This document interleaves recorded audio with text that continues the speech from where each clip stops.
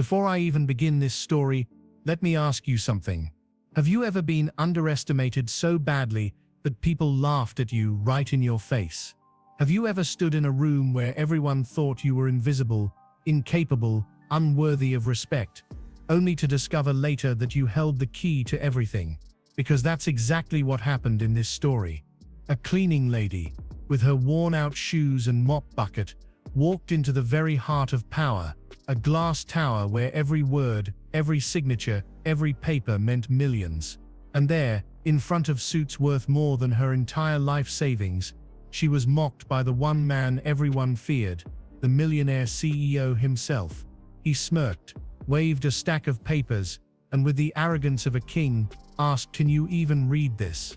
He laughed. The executives laughed. The entire boardroom filled with that same cruel sound that echoes whenever the rich believe the poor are powerless. But what none of them knew, what he didn't know, was that her answer, her next move, would silence the entire room. It would save an empire. And it would change both of their lives forever. So stay with me, because what begins as humiliation soon turns into one of the greatest reversals of power you've ever heard. Now tell me, before we go further, where are you watching this story from? And more than that, have you ever been underestimated before? If yes, write yes in the comments right now. Let's see how many of us have lived through that same fire. The laugh lands softly, like dust, and everyone pretends it isn't heavy. The pen keeps clicking. The contract stays wide open on the table, like a mouth that expects to be fed. Clara feels the room wait for her to blush and back away. She doesn't. She reads. She reads past the gloss and the gentle verbs, past the courtesy verbs that sound like hugs, down to the line that gives itself away. Ordinary meaning shall be set by a resource stewardship lead, appointed by the counterparty. From time to time, she tastes the hinge on her tongue. Hinges are how doors are closed behind people who thought they were invited in. She draws a quick loop on the nearest whiteboard, small enough to be mistaken for tidying, 3 boxes, arrows between them. Definitions to conditions to survival. Someone snorts. It isn't the CEO.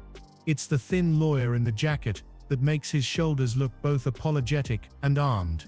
"We've seen worse," he says. That's the problem. They've seen worse, and taught themselves to call it normal. She returns the packet without ceremony, and moves the cart along the wall, where invisible things are allowed to breathe. When the training later that day tells her to keep her eyes on the floor, she signs the sheet and does not correct the grammar of the slide that lies to her face. She writes the time next to her name anyway, because time is the only currency the building admits without inspection. At 4:49 p.m. When her badge goes red, and then green again like an argument settling for the night, she takes a picture of the access log with the discreetness of someone who has needed evidence to buy groceries. Downstairs, Asha texts a warning. "They moved the schedule, basement, loading dock, basement. They want you under their feet," Asha writes. Upstairs, a paper cup waits on a credenza with her name printed on tape and a folder tucked under it like a trick that wishes it were kindness. Inside, the sign-in sheet, the green-red access log, and a one-page resource handshake, guidance draft. The metadata box at the bottom squeaks like a confession. Document ID annex _D_V 3.pdf. Author M. Thayer at veridian-mergers.com. Modified 3:17 a.m. The building sleeps poorly when words rehearse theft. She marks the board again. Under definitions, she writes operational stewardship, coordinated transition, shared execution authority. Under conditions, she writes only while reasonably necessary and notwithstanding. Under survival, she writes lives after death. Pearl spots the loop from the doorway, the way a hunter sees tracks. "What did they break?" she asks. "Ordinary," Clara says. Pearl taps the footnote with a fingernail that could take a deposition by itself. From time to time she repeats, and the room chills. The lawyer in the thin jacket arrives early to the next morning's review, sees the whiteboard, and smiles like a man standing near a hole he hopes you don't see. "We're starting with art," he says. "We're starting with Annex D," Pearl says. Damien enters on the dot. eyes scanning for the thing he'll have to be. Walk me, he says, which is the kindest thing he has done in weeks without realizing it. Clara doesn't apologize for standing near the table. She begins at the gray footnote, moves to the definition of coordinate, ensure flow of information, access, personnel, systems, and watches the head of IT flinch at the word access like a man who hears a lock whisper his name. Shared execution authority appears next during the coordinated transition, and only while reasonably necessary. Includes without limitation, the junior analyst murmurs, and the phrase lands on the table like a hand that stays too long. Survivals attaches to necessity, and necessity loops back through someone else's calendar. That isn't a fence, Clara says gently. That's a leash. When the pre-closing preparatory steps section asks blandly for badge integration to facilitate continuity, the IT lead makes a noise reserved for fried motherboards. Pre-closing, he says. That's illegal in 3 places and idiotic in the other 50. Damien's voice turns iron without the clatter. You will not integrate anything with anyone, he says. He has stopped laughing. It makes all the difference and fixes nothing. On the signature block, the wrong entity stares back with the brazenness of a counterfeit. Hayes Industries Delaware LLC. The CFO curses golf. Pearl points to the invented title, Chief Operations Steward, and the invented mailbox waiting to catch a signature in the wrong language. They're writing your name in their alphabet, Clara says. So your hand can sign what your head won't see. Damien taps the table once and the room remembers thunder. Freeze drafts, he says. No, not later. Now the phone on the table chirps with a call from Viridian. Pearl answers. Their counsel's voice is velvet where knives should be. Housekeeping, he says. Clarifying timing. Pearl splits the screen. Last week's counterparty's internal processes quietly widened to either parties. This is a lengthening, Clara says, not a cleanup. The call ends with the kind of civility that stains paper. They'll push back, the thin lawyer says. Good, Damien says.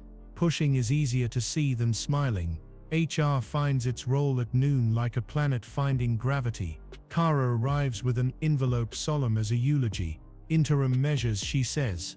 Out of an abundance of caution. Clara asks which abundance and whose caution. The hallway smells like detergent and policy. Badge will pause at 1, Kara adds, as if narrating a weather report. Clara calls upstairs, and the phone that always pretends to be busy picks up at the second ring. Where are you? Damien asks. 12, she says. Stay, he says. He arrives with Pearl and the deputy GC moving like weather fronts. The leave letter meets the sign-in sheet and the deck footer that says the training started at 2, and the hour refuses to be rearranged. We'll refrain, Pearl says to Kara. We'll call it a reassignment. We'll call it a working group. We'll call it anything that doesn't lie. Compliance and security convene in a windowless room to build a lattice of niceness strong enough to trap a person who has learned to use nouns. They whisper in a tone that imagines itself as prudence. The thin lawyer writes subject lines like fences, access hygiene, interim controls, optics. Marlowe, the security chief, suggests video. Review, the deputy GC warns. He says review again and edits the word until it behaves like something it isn't. An hour later, Asha texts from the lockers, 2 men with a clipboard, a spot check for hazardous materials, a pair of socks held up in triumph and then shame. They want you loud, Asha writes, so they can call you unprofessional. Clara writes a column in her notebook, what I will not do. She adds 4 lines. Sign lies. Go home quietly while they change the time. Make myself smaller so their story can be bigger. Teach my son to be grateful for disrespect. At dawn, the whiteboard is still a map. Someone has added a box beside survival and labeled it remedies. Under it, a hand writes break here. The mailroom printer coughs up a side letter that calls itself courtesy and puts binding where necessary in the footer like a poison label printed in pale ink. The document properties confess authorship by Vale at hayeslegal.com. Alt text whispers to anyone who will listen that optics are preserved by advisory title on Hayes' side, that badge integration pre-close should be called shadowing. that if board or risk balks they will pivot to framework and reframe outliers as myth. The registry shows a shell filed 4 days ago, Hayes Industries Delaware LLC, organizer initials VH, registered agent rented by the hour 3 blocks from Veridian. An alias exists, ops.stewart@hayes-llc.com. The inbox is not theirs, and would like permission to pretend. Pearl's email lands on Veridian, with the weight of evidence instead of adjectives. Freeze all drafts. Cease use of Hayes branded domains not owned by Hayes Industries Inc. Provide registry and authorization for any entity bearing our name in the last 30 days. Failure to comply will meet regulators and light. Damien's call to the risk chair is short and merciless. We have a fake company with our name on it, he says. We're pulling the kill switch. She has been waiting all morning to say proceed. Suspension is a verb that arrives with quiet shoes. Marlowe collects a badge and a laptop from the thin lawyer who says sandbox and scenario vehicle and semantics and watches the room's air reject his breath. He says the word janitor like a sailor says reef. The door closes behind him with the soft sound of a hinge that prefers truth. Board prep watches a screen reader read the alt text deemed transfer, optics preserved courtesy not access. The wrong entity sits on a state page like a bruise that finally learned its own color. The printer log shows a change underscore of underscore control underscore notice queued and cancelled and queued again at 1:46 a.m. A shredder capturing a page long enough to make a memory for the camera. The risk chair smiles with all her teeth. IR writes the sentence investors will tolerate. We discovered, we froze. We reported, we are grateful to the employee who read what we did not. PR asks whether to say unauthorized or deceptive. Both, Damien says. One for lawyers, one for readers. When Veridian's CEO calls to take the temperature down, Pearl answers that they should stop building bonfires in other people's basements. He suggests joint calm. Damien suggests consent. The building becomes a witness. The receptionist on 12 slides a deck with the 2 p.m. footer into Clara's hand and says we saw without moving her lips. The mailroom clerk finds a smudge at 1:51 a.m. on tray 2 and names it. The printer on 44 remembers a job history no one meant to archive. Cameras lose their appetite for cropping. Whole angles, Marlowe promises, and changes a setting so future lies trip over context on their way to power. HR reframes with a document that replaces pause with assignment, document logistics, observational, supervising counsel, Pearl, sponsor cross, scope, timestamp, reconciliation, whiteboard capture, inconsistency flags, non-requirement, silence. They show the building to itself. In an emergency session, the screen reader reads the quiet part out loud. The metadata says what everyone sensed. The camera shows what the cropped still hoped to imply. The registry names what the signature block was trying to become. The board votes to freeze, to cooperate, to create an office that will pay people to read, to make reading a job instead of a superstition. A title appears that sounds like it won't embarrass itself. Plain language steward. Reporting lines dotted to risk solid to legal. Authority question without consequence. Mandate translate. Audit prevent polite traps. Clara signs carefully and the room's temperature adjusts. Pearl sends the press line alive into the air. This company remains ours because we read.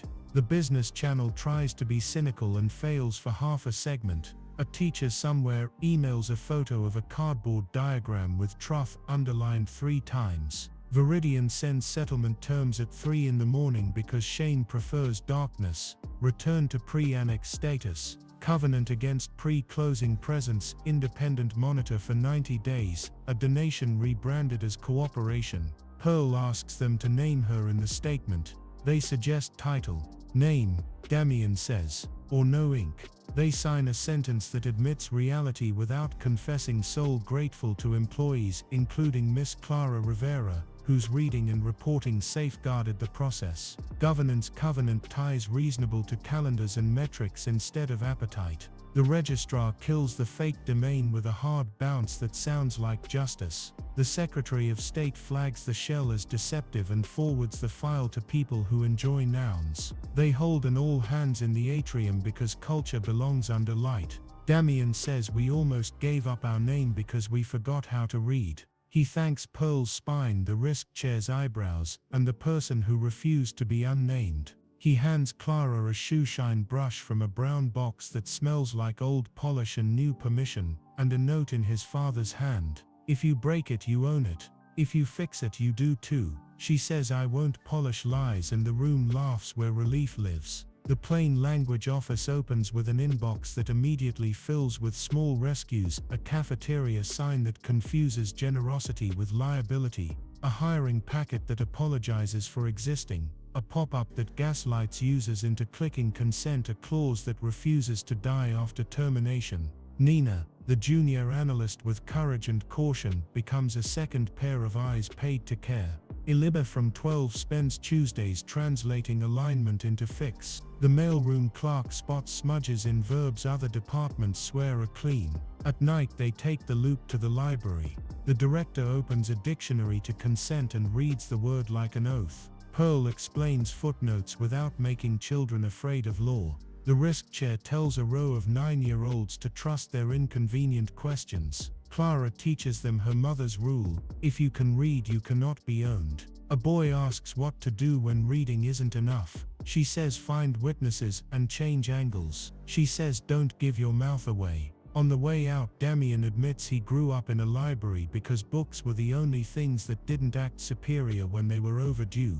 He carries a box of dictionaries to the checkout like someone who has finally decided to pay for nouns. The thin lawyer tries to automate retaliation. A printer spits an administrative action, facilities with her name on it at 1:58 p.m. through a server labeled policy hail, a rule he wrote before suspension, a bad magic trick that prints cowardice on demand. Kara rips the plug after the junior analyst screenshots the job history and saves the hash. We'll write a new policy, Kara says. Rule 1, don't automate cowardice. HR releases a training that replaces eyes on the floor with eyes everywhere, hands clean. Security changes the camera default from clip to context and sleeps. Comms replaces misunderstanding with mistake. IR tells investors they usually hate surprises and like this one. Viridian learns to say consent without baring teeth. The monitor sits in carpeted neutrality and insists on a covenant written in verbs that don't wriggle.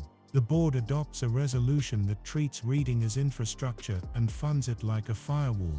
The front desk screensavers rotate through 4 sentences. Ask the sentence what it's hiding. Don't confuse courtesy with consent. Don't sign what you wouldn't say out loud. We don't outsource conscience anymore. In quieter rooms, the life there was supposed to be waits for its turn. Matteo draws his own loop on cardboard, definitions to conditions to survival to remedies to exposure to truth to care, and adds a little arrow that runs back to dinner because honest stomachs learn faster. Abuela taps the board and calls it her church. In a shoe shop that opens one Saturday for reason, our cross presses Clara's hand and thanks her for what she did for words and for his son. He gives Matteo a small brush with a promise printed invisibly on the handle: take care of what carries you. Damien says eventually, and Clara says say it again after we've built the office. He says deal and means it the way people mean it when they stop practicing their sincerity in mirrors. There are costs. There always were. Sleep thins. Friends who liked the quiet version of her drift to where quiet people go. Paper multiplies. Fear tries on new adjectives. The investigation moves at the speed of careful, as it should, and some days Clara has to put his name back on paper so it won't camp in her head. On those days she takes the elevator to 52, stands in front of the whiteboard, straightens the capped red marker, and reads what the room promised itself: we don't outsource conscience anymore. She grips the pen and redraws the little heart inside a square by truth after someone's hand almost wipes it away out of habit. She adds a small star under witnesses because the receptionist and the mailroom clerk and the junior analyst deserve a constellation. She writes one new word at the bottom where the tray catches dust: care. Then she goes back to her desk, which is still a table near a window, and answers emails from departments that used to forget her name and now open with "Hello Clara, can you read this line?" She can. She does. When apologies arrive, they come clean or not at all. Damien finds her by the whiteboard, touches the photo on the tray, keeps his hands honest. I laughed, he says, and doesn't add qualifiers. I won't again. She nods as if accepting a tool that will need oil and use. Read instead, she says. He does. When he forgets, the office reminds him, and the building will not let him sign comfort where courage belongs. The joint statement hangs framed in a hallway that used to prefer art that didn't argue. The words look plain.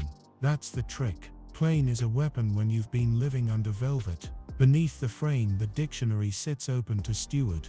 A janitor's broom has been sketched next to the definition and then crossed out and replaced with a pen. People walk by, read it, and keep moving differently than before, which is the only way victory matters. Later, when the day decides to be ordinary again, they test whether ordinary can carry what they built. Reading hour meets in the atrium. Usher reads eyes on the floor, then amends the slide, and people clap because laughter learned manners. It reads a pop-up and rewrites it like a human confronting another human. HR brings a severance letter and removes a paragraph that apologizes for nothing and adds a line that actually does. Legal brings a clause that used to sound smart and now sounds like liability. Pearl smiles and cuts it with a new fondness for words that don't lie. Security brings a policy and trades clip for context in front of witnesses. Finance brings a reimbursement rule and stops treating groceries like a negotiation with ethics. The building accepts the changes without drama because buildings do what the people inside them tell them to do.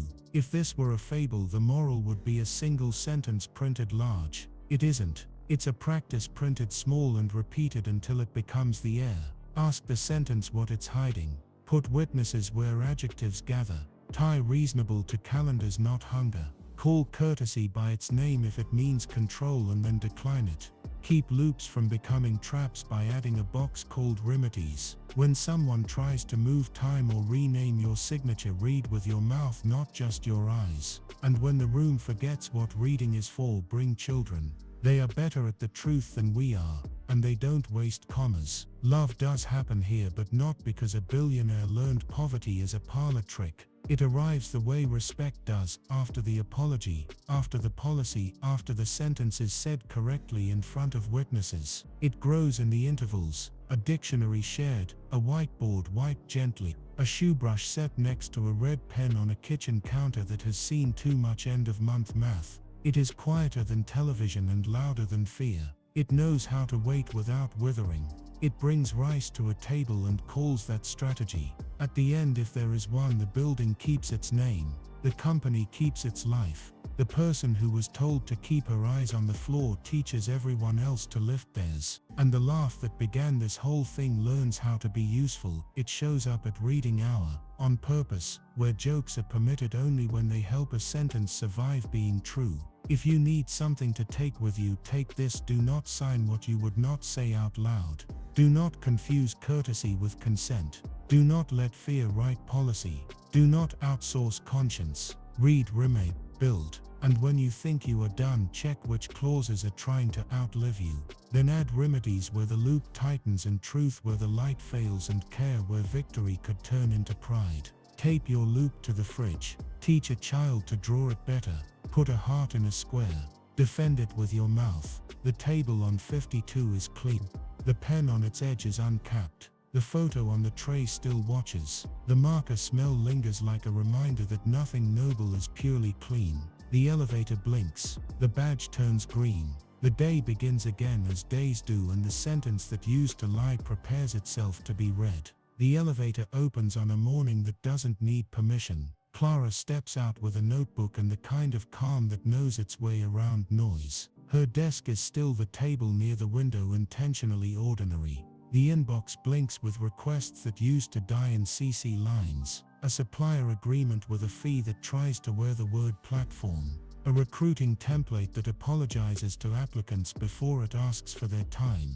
A training quiz that confuses obedience with safety. She answers one by one, softening nothing, sharpening only what needs to cut. Remove platform. Call it what it costs. Replace we appreciate your patience with a timestamp and a promise. Swap comply for protect and explain what is being protected. She CCs risk and legal and HR, and when it matters, the receptionist from 12. because witnesses turn edits into culture. By 10, reading hour spills into the atrium like a habit learning its own name. Asha brings a laminated sign from a stairwell, no food. She crosses out the period and writes welcome food. Share, don't sell. The room applauds like a person who just remembered their keys. Kara reads a draft severance letter and removes a paragraph that pretends generosity. In its place, a clean sentence. This is hard. Here is what we owe you on the day and in the weeks after. It reads a cookie banner that lies in a friendly tone. Nina translates it into one button that tells the truth. Elena raises her hand and asks why alignment is still on 3 slides. Pearl says because we're lazy and then deletes it while everyone watches. When the session ends, Damien is waiting at the edge, tie sober, sleeves not rolled, because he's learned that rolling them is theater when you can just work. Investor conference tomorrow, he says, walking alongside without steering. They'll ask if we've slowed down doing the right thing. I'd like you in the room. She considers whether the request is a test or an invitation. To read, she asks. To speak if you must, he says, and the honesty sits in the space without jostling her. Afternoon. The vendor clause with platform fee returns from procurement stamped U Argent. The fee is 2.9% on everything, a tax pretending to be weather. Clara opens the red pen in her mind and writes the sentence that makes it visible. A fee that takes a piece of every transaction needs a vote, not a shrug. She calls procurement, the vendor, and legal into a short meeting with walls that don't echo because they're covered in words people actually mean.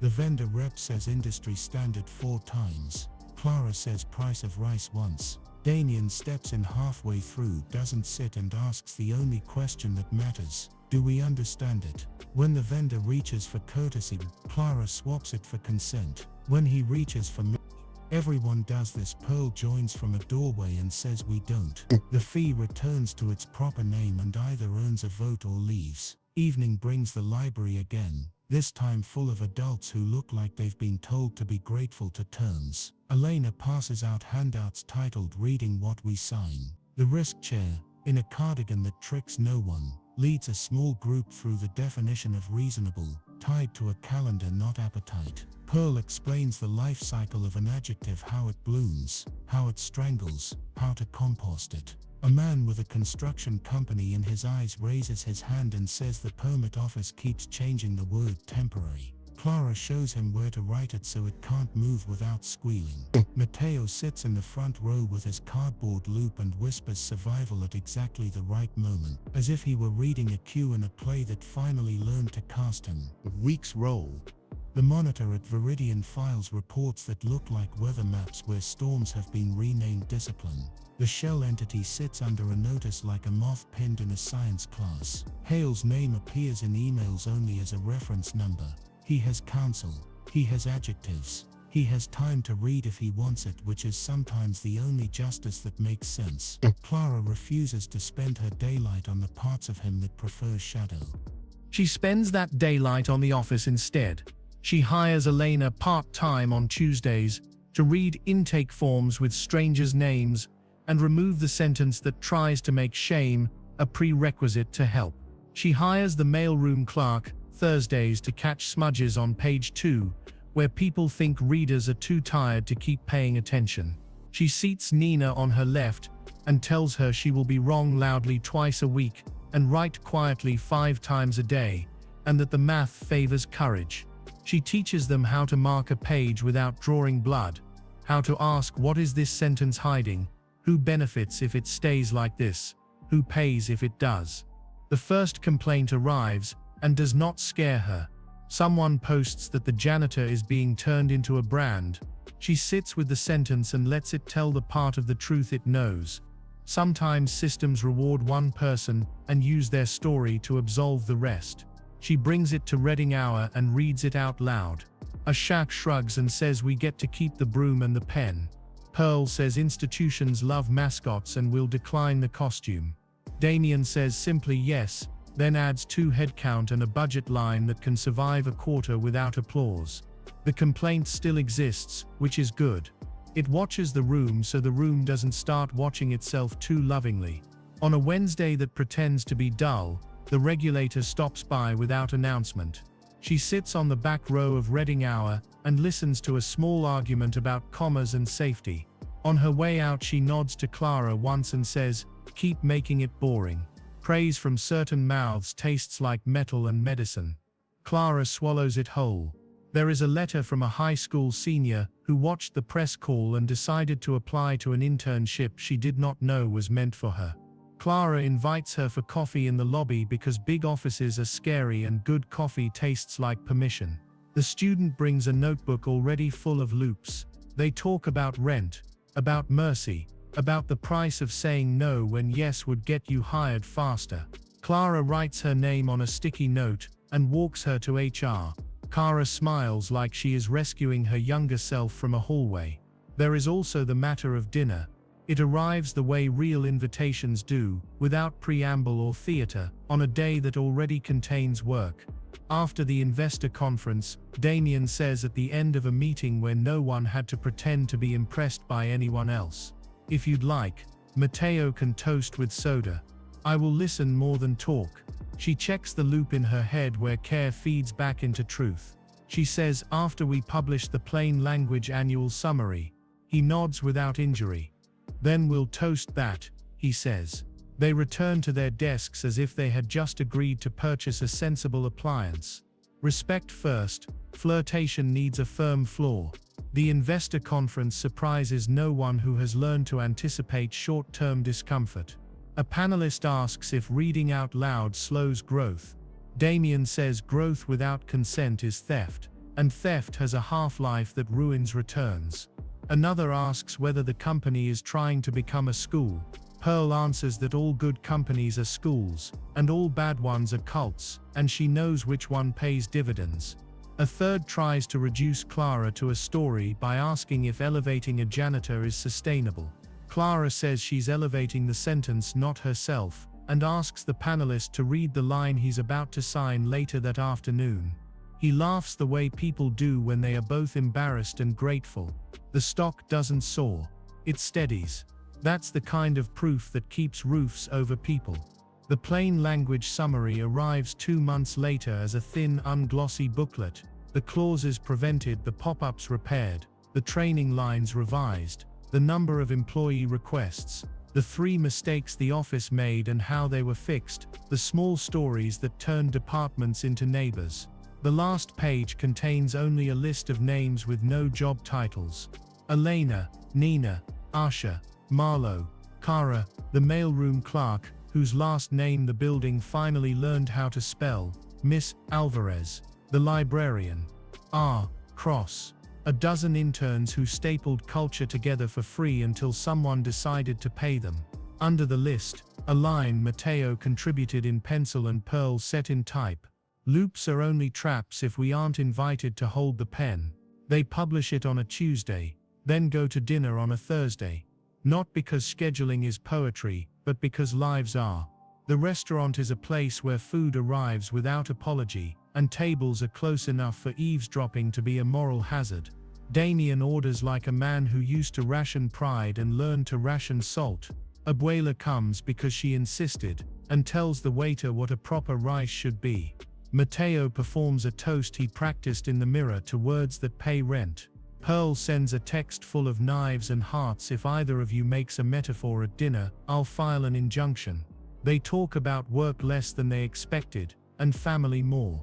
He tells her the funniest thing money ever made him do. She tells him the hardest thing rent ever kept her from doing. They part like people who know we is a word you earn each time you say it. In the months that become ordinary, 3 problems try to wear masks they've used before. A supplier insists that temporary means what the calendar says it doesn't. Procurement returns with the calendar attached and the insistence becomes compliance. A middle manager writes a policy that renames retaliation as retraining. HR sends it to the plain language office and watches Clara return it as a chart with red arrows that say "You mean punishment." The manager rewrites or the manager leaves. A director suggests that witnesses slow meetings. The risk chair invites him to a meeting with no witnesses and watches it rot. He changes his mind or loses his vote. These are not victories you put on billboards. These are bricks. The library sessions ripple outward. A hospital invites them to teach nurses how to read forms they are told to be grateful for. A public defender's office asks for a guide to translate plea paperwork. A tenants association prints the loop on flyers and tapes them to doors. None of this is charity. It is self-defense that learned to share. On a Saturday of rain, the shoe shop hosts a reading. R. Cross sits behind the counter with his hands folded like quiet agreement. Damien reads a paragraph about his father that cuts his mouth and heals his throat. Clara reads a paragraph about a bill that pretended to be a friend. Matteo stands on a crate and reads a paragraph he wrote himself about a lunch line and a sign that used to say no seconds and now says ask. The bell over the door keeps ringing because it's a small shop and people keep choosing to come in.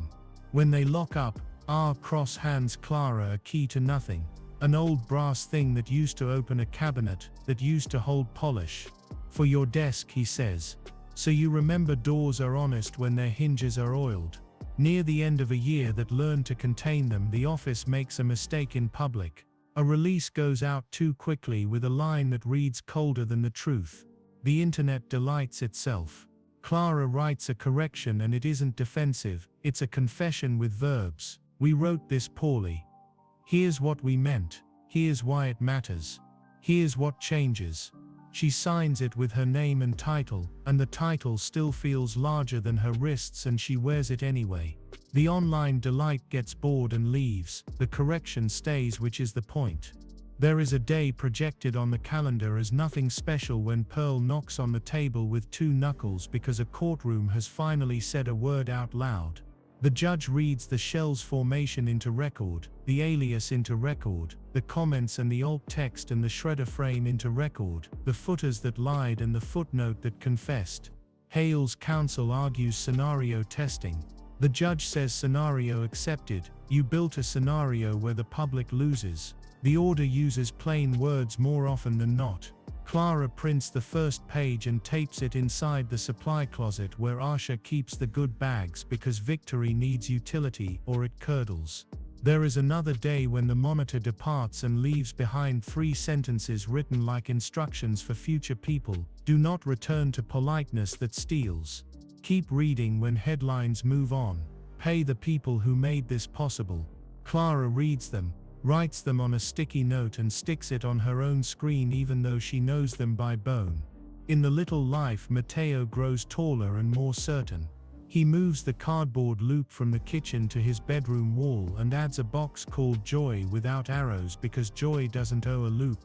Abuela critiques every new dish with love as punctuation. The dictionary on the table grows swollen with use. Sometimes Clara sits in the dark kitchen and touches the shoe brush to the red pen as if to remind both of them they are on the same team. Sometimes she goes to the window and looks at a city that now contains a sentence it didn't used to know: rooms are better when everyone can read. On a night not appointed for ceremony, Damien stands beside her at the atrium balcony after a late meeting and says nothing for a long time. Silence is not a punishment between them anymore. Do you remember the first thing I said to you? He asks finally. Yes, she says, and he nods like a man who has learned how to live with regret without feeding it. Do you remember the first thing you said to me that I really heard? He asks. Ask the sentence what it's hiding. She says. I hear it everywhere now. He rests his hands on the rail and doesn't reach for her because respect knows how to stand alone. She doesn't step back because dignity knows when it has room. They watch the guard at the front desk nod at a cleaner and the way a salute learns to be human. It keeps going. It always does.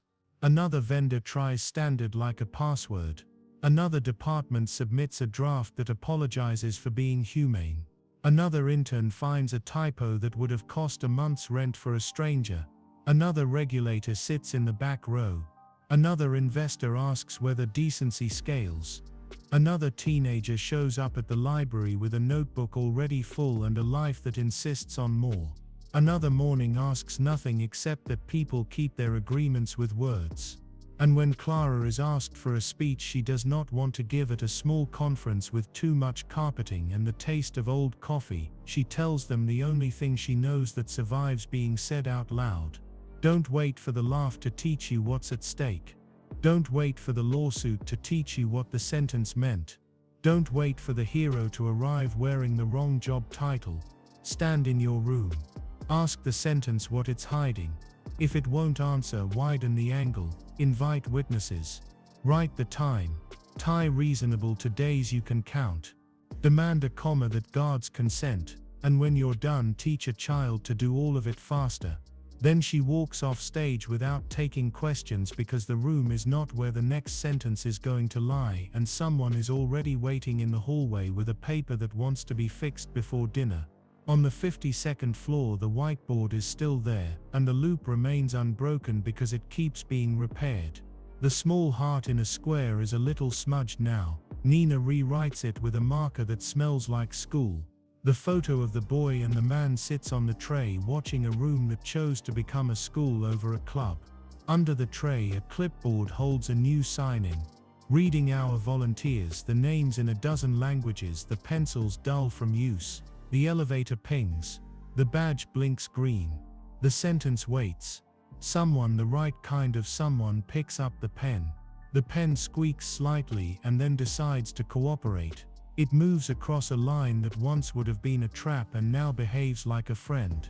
The sentence it leaves behind is simple enough to make room for a life. The day accepts it and carries on. 3 weeks later, the market hiccups in that way that makes people with graphs speak faster. An activist fund buys a chunk of haze and sends a letter full of numbers that pretend to be laws.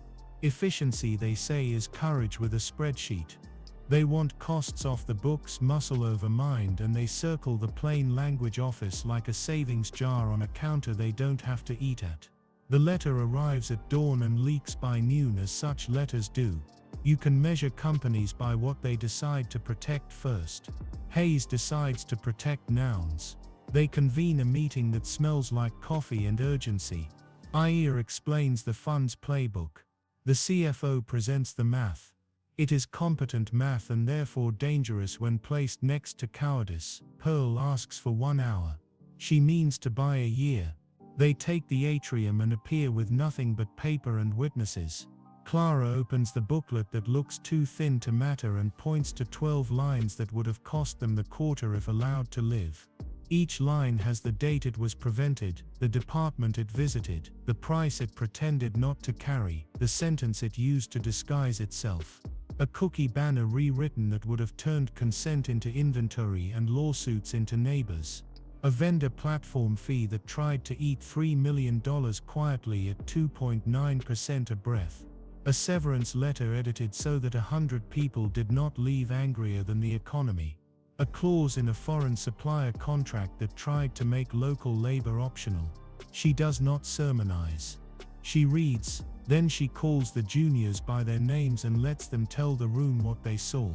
Nina, Elena, the mailroom clerk, a summer intern with a stutter that sentences respect.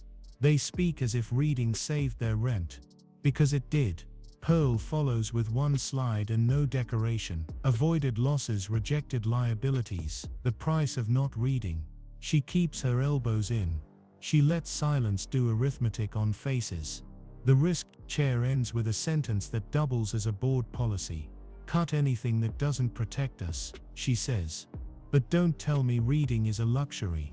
The activist fund calls back in the afternoon with a new tone that tastes like respect pretending not to be. They ask for a walkthrough. They get one. They ask whether this scales.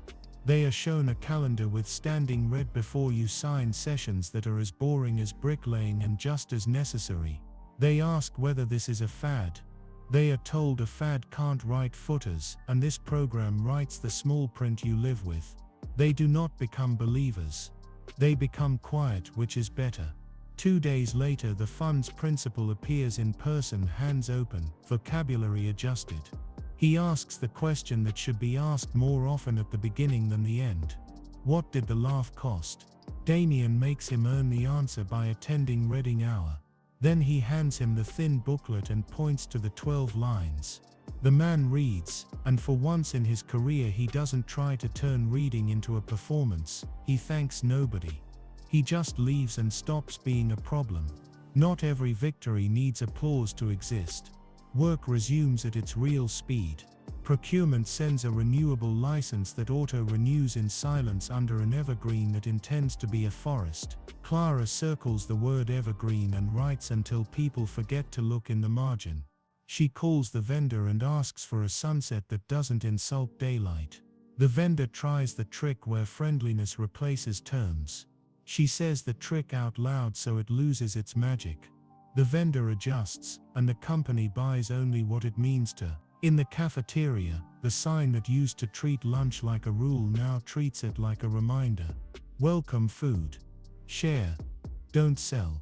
Someone brings soup and someone else brings bread, and the only thing that moves without permission is the salt. A new hire from accounts payable sits with facilities and finds out between bites that accounts payable is a kind of translation and mopping is a kind of prayer. He changes a sentence in a policy the next morning. He doesn't announce it. Culture notices without clapping and expands to fit him. There is a morning when Matteo refuses to do a worksheet because the directions lie. It says choose the best answer, he says. But 2 answers are good. Miss Alvarez smiles like she's heard a family secret used correctly. She tells him to show his work in the to write a note to the writer of the worksheet explaining why 2 answers can be true. He turns in the page with a diagram that looks suspiciously like a loop. She stamps it with a star she only uses when children change the assignment in order to obey it better. There is a Thursday when Elena bursts into the office with a stack of forms from the visitor kiosk downstairs. The kiosk, eager to help, has begun to ask for things it doesn't need. Middle names, full addresses, reasons for entry that read like confessions. We don't need this, she says, and her voice carries the lobby with it. Clara walks down. She asks the kiosk the only question it deserves. The kiosk answers by blinking. It arrives thinking it will install more lines and leaves having removed 10. The lobby exhales. People stop telling a machine their business just to enter a building that already owes them respect. The regulator sends a note, not a warning. It reads like a colleague writing to a colleague. Your report's read like you intend to be understood, it says. Thank you. The office keeps the note not because praise is rare but because accountability is, and this felt like both. On the day the monitor leaves Viridian, the CBO signs a covenant that will annoy 3 ambitious people and save 1,000 from being eaten slowly. The sentence includes the word de facto, and no one cuts it because its teeth are needed. He does not apologize. He does not pretend to. He just signs, and that is enough. Sometimes virtue arrives dressed as compliance and you let it in because you're tired of waiting for charisma. The year tilts. Holidays approach with their inventory of joys and debts. The Plain Language Office publishes a second thin report, this one containing a page titled "We Got It Wrong." They list 3 mistakes and what changed. A phrasing that made a form colder than the person filling it, a summary that compressed nuance into numbers too tight to breathe, a meeting where the office talked too much and listened too little. They print the page larger than the rest. It feels like airing out a room and finding the smell attached to your own shirt. Dinner happens because work made room. They choose a place with tables that don't wobble. Abuela blesses the rice in 2 languages and insults it in one for not being hers. Damien laughs and does not apologize for enjoying the insult. Matteo toasts with soda and says to words that pay rent and to people who make them. Pearl shows up late and on purpose to deliver a restrained threat in a text. If anyone at that table uses journey metaphorically, I will arrive with a stapler. No one does. Conversation remains ordinary and therefore gorgeous. After dinner, under a streetlight that has seen too many kinds of endings, they decide to try the version of tenderness that does not require them to become other people. It is not dramatic, it is careful. It is a promise to keep the office out of the kitchen unless an adjective escapes and needs to be coaxed back into its pen. It is a plan to make time slow in apartments that deserve slow time. He walks her to her door and does not reach for what isn't his. She stands close enough to make room and not so close that space stops doing its job. They learn that grown love thrives in the pauses between sentences that used to rush. The office grows by 2 and then by 1 more. Elena chooses to stay half-time at the desk because the building needs a face as much as the office needs eyes.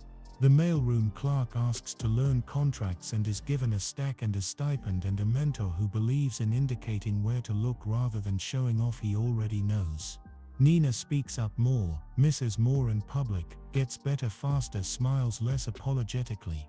Their email signature block becomes smaller as the name becomes larger in other people's heads. A former board member writes a column calling the plain language program a luxury that arrived after the crisis and performs better than memory.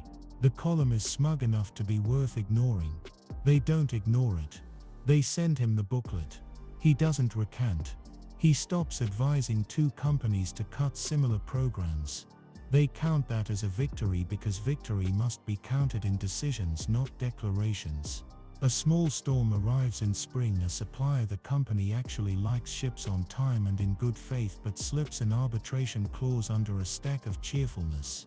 It sends disputes to a forum across an ocean where costs eat small claims for breakfast. They'll never use it, says someone who has never had to sue with a paycheck. Then we don't keep it, says Clara, and procurement returns the packet with a paragraph that can breathe. The supplier adjusts with grace because grace is cheaper than obstinacy when someone shows you the bill. They begin teaching other companies because other companies keep asking.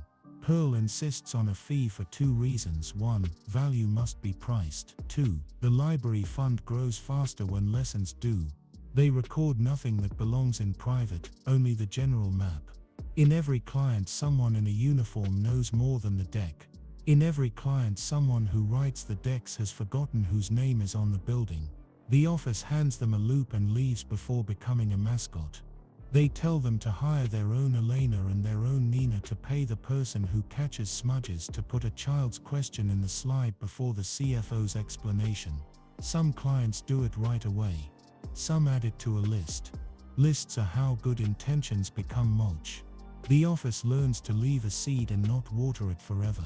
There is a night when the whiteboard's small heart in a square has been wiped away by an over-enthusiastic intern who thinks an order requires sterilization. Nina redraws it, hands shaking because she's new enough to fear symbols. Pearl catches her in the act and says nothing except thank you. Symbols are only silly until you need them. They anchor habits. They remind the room what its mouth pledged. There is a day when Clara finds herself correcting a line Damien is about to post publicly. He has written, "We regret any confusion." She crosses out confusion, writes mistake, slides the paper back. He nods without defensiveness and records himself saying the better word. The clip performs decently. The culture performs better. One afternoon in late summer, the office hosts a session for temp workers and contractors. The people policies pretend are outside. The session is called Your Signature, Your Spine. They read timesheets that punish honesty and safety checklists that insult competence. They rewrite them with the people who actually sign them. It feels like small surgery performed on a living organism that has learned to cooperate with its doctors. Afterward, a man who installs fire doors for a living says he never thought a sentence could be a safety device. He asks if he can take the chart home. "It's yours," Clara says. "We just put it on paper." An email arrives from a company 3 states away where a woman in housekeeping used a dictionary to argue her way out of a policy that would have measured her breath but not her hours. She writes that she watched the press conference at a bus stop on a cracked screen and decided to ask one sentence what it was hiding. It hid less once she said it out loud in front of someone with a name tag. She puts a picture of her loop at the bottom of the email. It looks like Mateo's and also like everyone's. Clara prints it and tapes it to the inside of a cupboard door where the mugs live. Sometimes she opens the cupboard for no reason and looks at it until her day steadies. The day of the company's anniversary, people taller, budgets sensible, the lobby plants still ambitious. They hold a small ceremony because the building has earned one. No speeches. Just a table with the thin reports, a stack of dictionaries, a bowl of red pens, a row of small brushes you're supposed to take home and keep near your desk. A placard reads, "Polish what carries you." People trade quips about metaphor and usefulness and then take the brushes anyway and later find themselves cleaning a sentence with one in hand, smiling at their own superstition. That evening on the 52nd floor, the whiteboard holds the loop and the heart and the sentence that began as a dare and became a policy. The city in the window is a grammar of light. Damien leans on the table and looks like a man who has learned to be less alone and is grateful to work for a company that rewards the skill. Pearl texts from a train platform stuck in delay tell the loop to wait for me.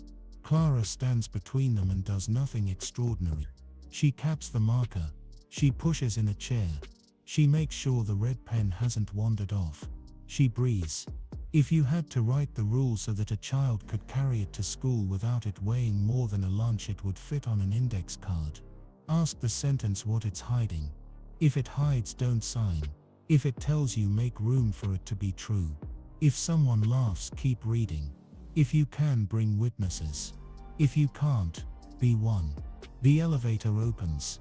Someone new steps out, fresh badge, eyes busy, a folder under an arm that knows the weight of good paper. They glance at the board, at the loop, at the heart, at the photo on the tray that no one has the heart to remove now. They hesitate in the door like an apology and then cross the threshold like a plan. They pick up the pen. The building watches. The day agrees. The sentence waits to be read, and this time is, the newcomer's name is Layla, and she introduces herself the way careful people do, by asking for the room's name first. Is this still the plain language office, even when it's just a table? She asks, and the question passes 3 tests at once. Clara offers her a chair that wobbles and a page that doesn't. Layla lays a small stack of forms on the table and confesses what most hires hide. She's been collecting sentences since orientation and didn't know where to bring them without seeming impolite. She spreads them like tarot.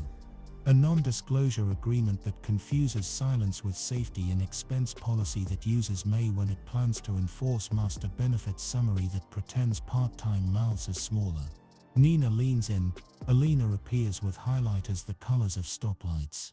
They begin not by cutting but by naming. The room gets quiet in the way rooms do when they shift from performance to work. By lunch, the office has a rhythm Layla can walk to. She learns the house rules. If a sentence tries to be 2 things, it's a thief. If a sentence blushes when read aloud, it's lying. If a sentence survives termination, make it explain why it thinks it's immortal.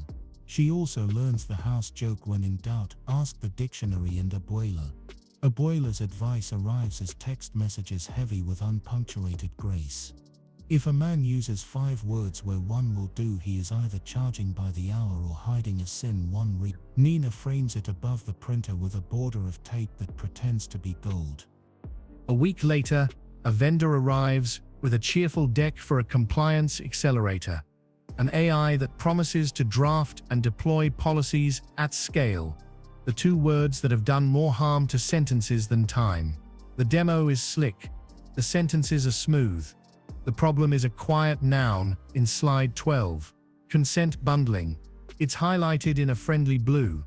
The vendor says it like he's describing a party. Users opt once. Everything good happens faster. Pearl lets him talk until the word party starts to feel like paperwork, and then asks him to show the underlying template. The template renders on the screen. 6 languages, 1 checkbox, a footnote that says users may withdraw at any time, and know where to do it. Layla finds the missing link faster than the sales engineer can find his apology. Clara asks the machine to read its own alt text. It says minimize friction. So this is a lubricant. Usher deadpans from the doorway. Not a policy. The room laughs the right kind of laugh. Damien ends the meeting by saying they'll build their own. Slowly, with verbs that have breaks. The vendor packs up with respect he didn't expect to feel. There is a morning when the building tries to slip back into its old religion. A VP writes to say reading hour is charming and should be quarterly. The calendar's dignity depends on it. Pearl replies with a spreadsheet of avoided injuries and the phrase we repair weekly, what arrogance breaks daily. The VP volunteers to read in the next session to save face. He brings a travel policy and discovers out loud that reasonable without a number burns fuel and people. He chooses numbers and leaves with a notebook he didn't plan to buy. The library expands. The first night of reading what we sign drew neighbors and night shift nurses, teenagers and tired parents. The second cycle draws translators, too, who stand near the back until the office asks them in front. Translation is not decoration. It is architecture. Layla leads a session on language access with a whiteboard that starts in English and wanders joyfully. Consent is not the same in Spanish or Arabic or Tagalog. She writes the words side by side and shows where the gaps can hurt. Miss Alvarez nods so hard her glasses threaten to leave. A woman from Municipal Services raises her hand and says she has been telling her director this for 5 years and has the emails to prove it.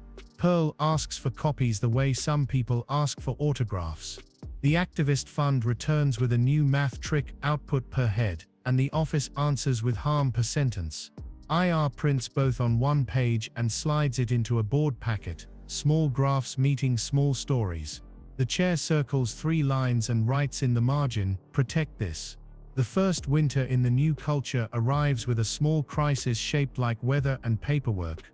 A snowstorm closes schools and opens a fight. Remote policy says essential staff must report in person, and the list of essential looks suspiciously like a schedule written around who has a salary and who has a bus pass. Kara brings the draft to the table before it hurts anyone. They replace the list with a definition: essential is the task that cannot be delayed or done remotely without risking safety or integrity. Then they pay people who stay home to keep children alive and send soup to the night shift. The storm lasts 2 days. The fix will last longer.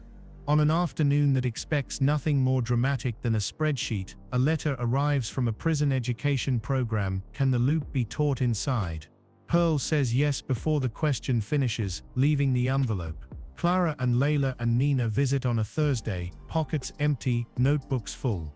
They sit at metal tables with people who have watched sentences strip them of names. They teach ask the sentence what it's hiding and watch faces relearn a muscle. A man with hands that remember carpentry rewrites a commissary policy in the air: we are selling food at a profit to people we forbid from earning a wage. He underlines profit with his knuckle. They leave with drawings of loops in pencil on ruled paper. Later in the library, they tape those loops to the wall under a sign that reads reading is not permission, reading is power. Small romances thread through the big one. Damien learns to arrive with groceries instead of speeches. He learns to leave when sentences are tired. He learns the difference between being needed and being welcome. Clara learns to accept help without paying for it with apology. She learns to keep work out of the soup and bring the shoebrush to the table only when a metaphor begs politely.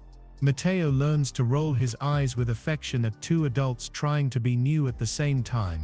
Abuela learns that she can be proud without pretending not to be. They become a family, not by declaration, but by repeating small agreements: who picks up, who cooks, who listens when the day pretends to be louder than the person living it. Hale's case resolves with less drama than anyone rehearsed for. The order is clear, the consequences bounded. He is not ruined. He is constrained. He is not invited back. Some people will find the ending unsatisfying. They will be people who prefer cinema to safety. The building prefers safety. Clara tapes the order's plainest sentence inside a cabinet again and moves on. Complacency prowls in spring dressed as compliment. Articles appear with photos of whiteboards and quotes that make people into slogans. The janitor who saved a merger, one reads, and Clara throws it away and keeps the critique, which is fair stories can anesthetize. In the next reading hour she reads the headline aloud and asks the room what it hides. That janitors save companies every day. Someone says from facilities.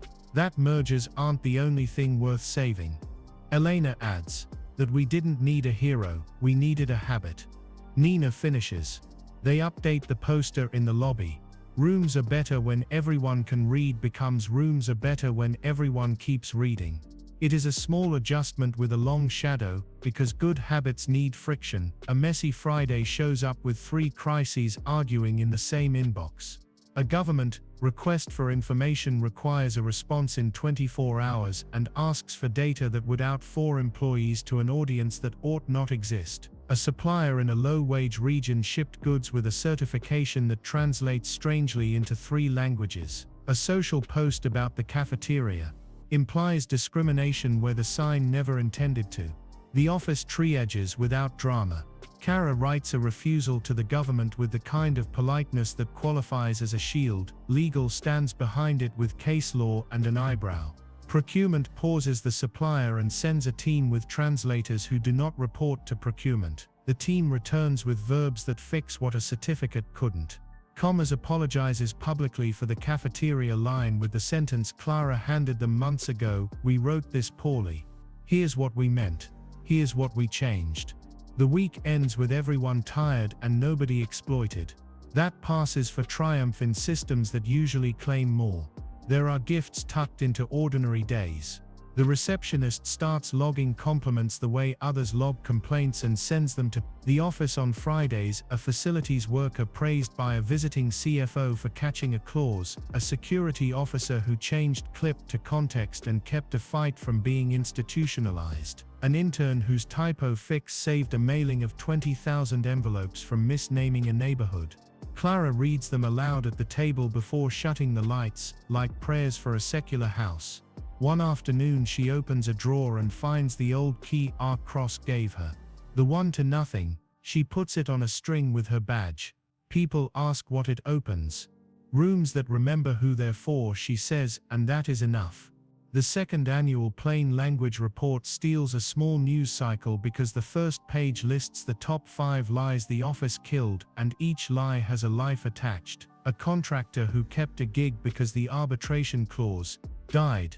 An hourly worker who didn't lose a day's pay to a training that moved the clock. A patient who signed a consent form written in the language she reads at night when the world is quiet. A retiree who did not surrender a remedy in perpetuity by clicking "I agree" to see his own records. 9-year-old who can tell a teacher 2 answers are right and keep both of them. At the bottom of the page a single sentence: "We didn't make the company moral. We made it harder to be lazy at scale." The third year begins with a surprise that feels like an earned extension rather than a twist, a union drive that writes its platform in plain language before anyone can weaponize translation. The office does not take sides. It refuses to help management write clever arguments against its own program's logic. It does help both sides write what they actually mean and then steps back. There are bruised feelings and there is real bargaining, and the eventual contract contains a loop printed in the appendix.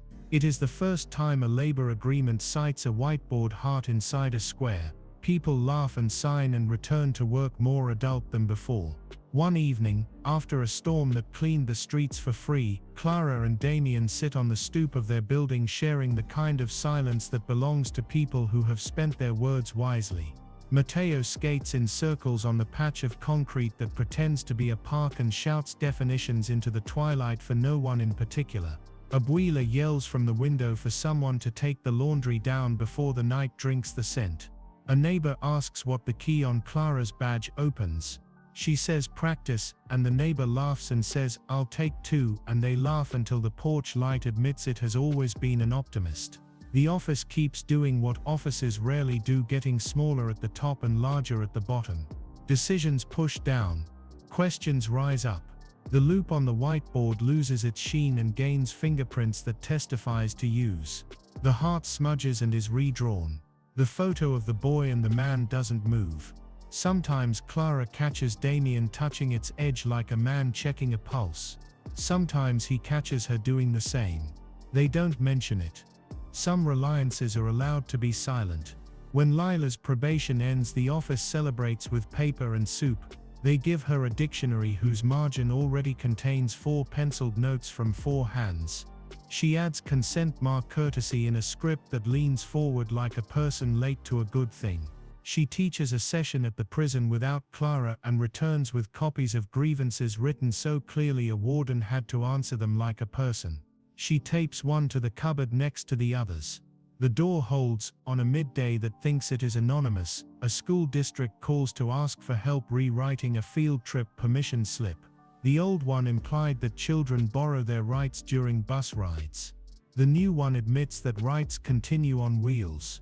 They send Mateo's class to a museum where a plaque in a corner explains the difference between contract and covenant.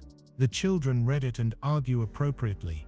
The guard smiles as if this were the correct kind of trouble. It doesn't end.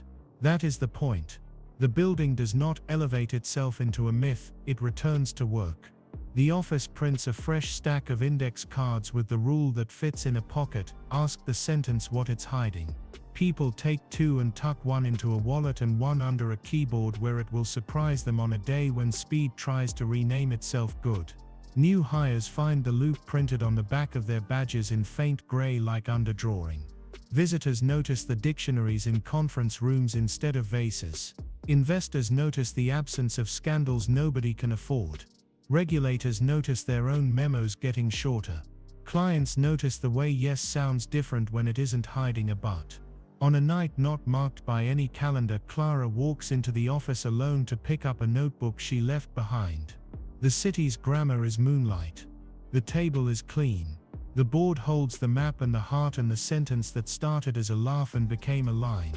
She writes a single word under care and steps back to see if it belongs joy. It looks unserious until you remember what happens to rooms that forget it. She leaves it there and turns out the light. In the glass she can see the room twice here and reflected, and both versions look ready. On her way to the elevator she passes the atrium where a new sign hangs low, at eye level for the people who clean last. Thank you for reading. It isn't cute. It is literal. She touches the corner to make sure the tape will last. The elevator opens. The badge blinks green. Down in the lobby the guard nods at her with an intimacy earned by routine. Outside the city doesn't know it's safer by an inch and doesn't have to. The inch is enough for tonight. Tomorrow there will be more sentences and hands willing to hold them steady while the room decides to be honest again.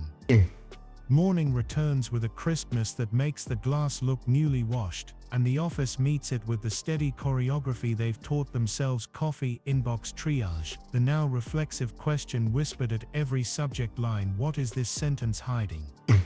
Lila brings the first knot, a set of municipal RFP templates the city has posted for public comment. Procurement wants to bid, legal wants to abstain, and comms wants to celebrate civic partnership, which is a phrase that can mean anything until it means trouble. Clara spreads the pages out and the paper smells like toner and history. Best effort shows up 7 times without a clock. Materially similar dances through a paragraph like a pickpocket. A privacy clause borrows the word consent and tries to spend it 3 times. They built a maze and called it participation. Elena mutters, "We'll bring a map." Clara answers, and the table gets quiet. They write a letter that reads like a neighbor at a town hall instead of a lawyer auditioning for more hours. Define best by date and countable outcome. Replace materially similar with the thing itself.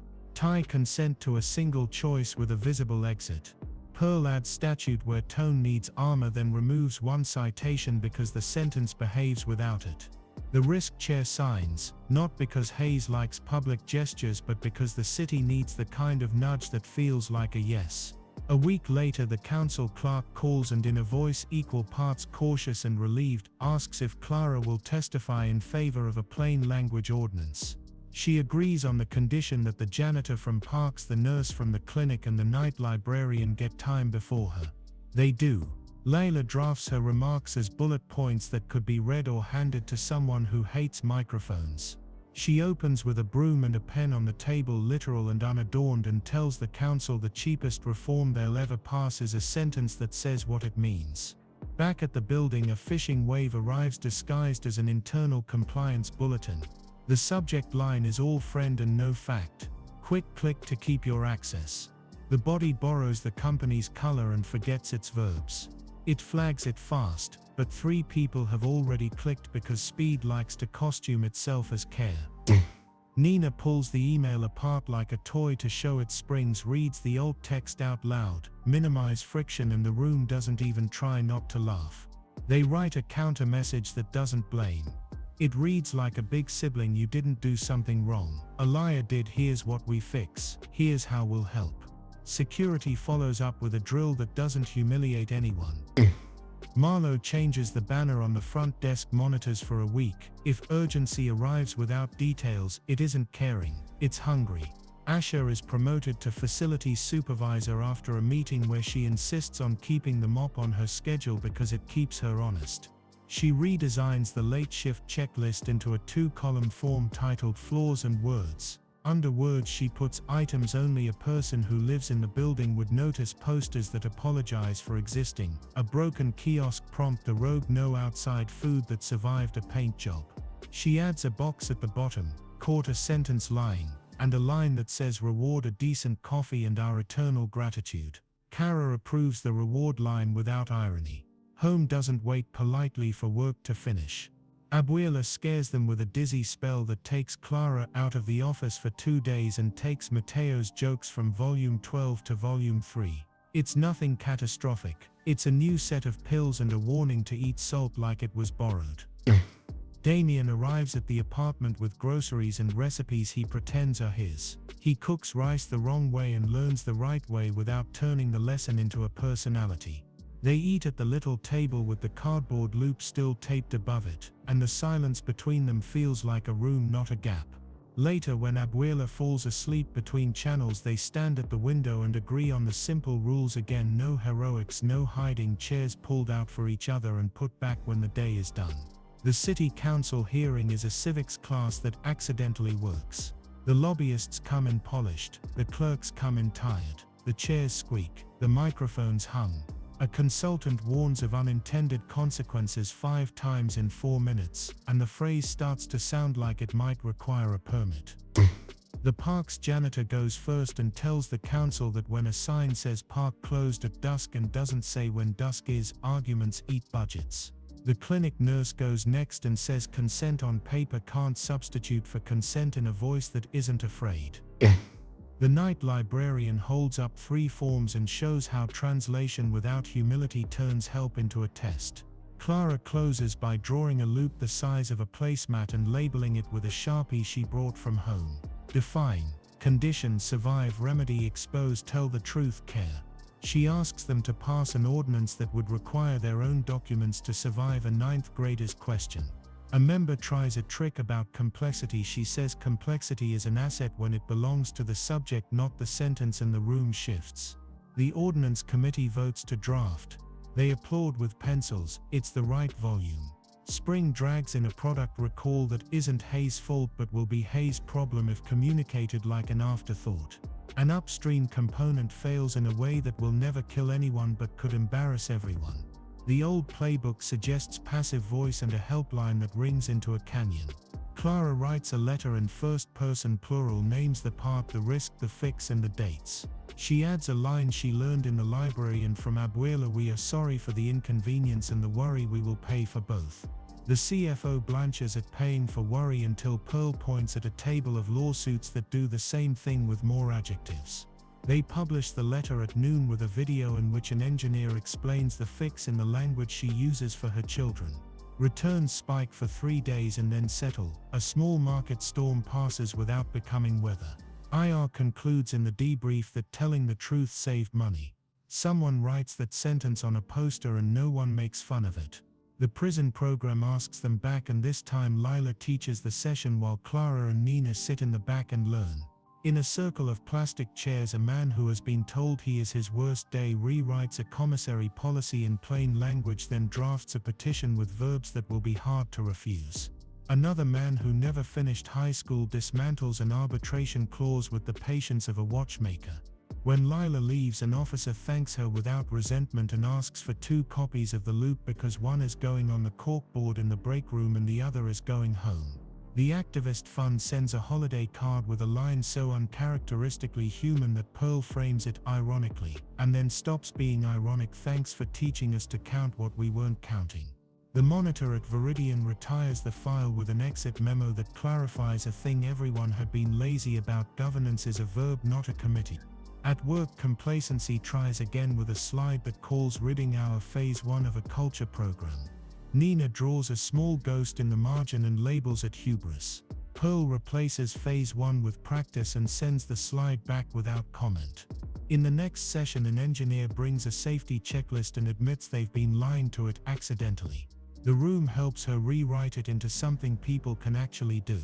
2 weeks later, she sends an email: "We had fewer near misses. The form fits hands now." It reads like a thank you and an indictment of every previous form. They print it and tape it near the coffee. One evening, after a day that mostly behaved, Clara and Damien take Matteo to a small trail where the city forgets to talk over itself. They climb slowly because 3 people who think for a living have to learn how to breathe again. On an overlook that looks like a postcard of patience, Matteo asks if the rule works outside buildings. "It works on people," Clara says. "Ask me what I'm hiding." "Fine," he says, grinning. "What are you hiding?" "A candy in my bag for the walk back," she says. "Consent to share negotiable." He laughs and makes the case for a 50-50 split. Damien argues for a parent tax. They settle on thirds because fairness is practiced too.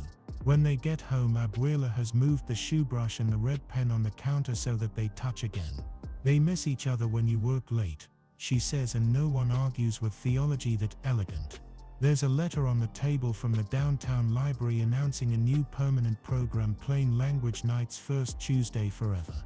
The director writes that the room is full even when it isn't because people keep sending each other with problems that look like paper and behave like storms. Summer fills the building with interns who know how to Google everything except Grace. The office gives them a list titled "How to be useful in a place you didn't build." Ask the person who cleans your space what the schedule is and how to avoid making it harder. If you find a typo, fix it and tell the owner. Don't tweet. If you're about to say synergy, try names. If you're about to say family, try team and mean it. If you need a rule, here's one that fits in your pocket. Ask the sentence what it's hiding. They laugh, then stop, then carry the card. One of them catches a reasonably necessary trying to sneak into a vendor on boarding and stops it without opening a Slack thread about their own heroism. Culture notices and expands a little more. At year's end, they hold no gala and print no glossy book. They host a potluck in the atrium with tables labeled by verbs: fix, listen, build, clean, count, teach, and people choose where to sit by the word they want to practice. The guard tells a story about a night he chose context instead of clip and kept someone from losing their job to a frame. A nurse from the clinic brings empanadas and an apology form rewritten so that it doesn't require a patient to confess gratitude. A supply chain analyst tells everyone she finally understood what stewardship meant when she said no to a discount that came with a clause that would have cost someone across an ocean their hand. Asha picks up trash and compliments equally.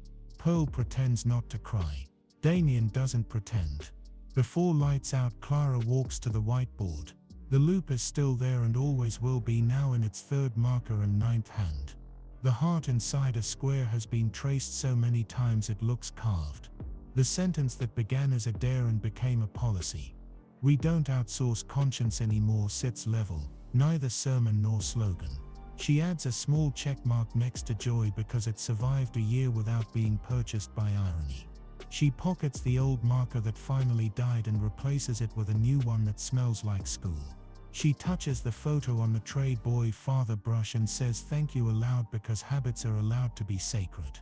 Out in the hallway, the last elevator waits with its small patient ping. The badge blinks green. The guard nods.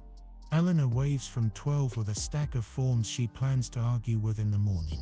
Layla locks the office door and tucks the spare key under the dictionary because some symbols should be useful. Nina turns off the atrium sign that says thank you for reading, and in the dark it looks even more like a promise than a sign. The city doesn't know it's safer by another inch tonight. It doesn't have to. The inch will be there when morning wakes, ready to be added to, protected, argued for. Somewhere a form is being written, somewhere a sentence is trying to grow teeth in the dark.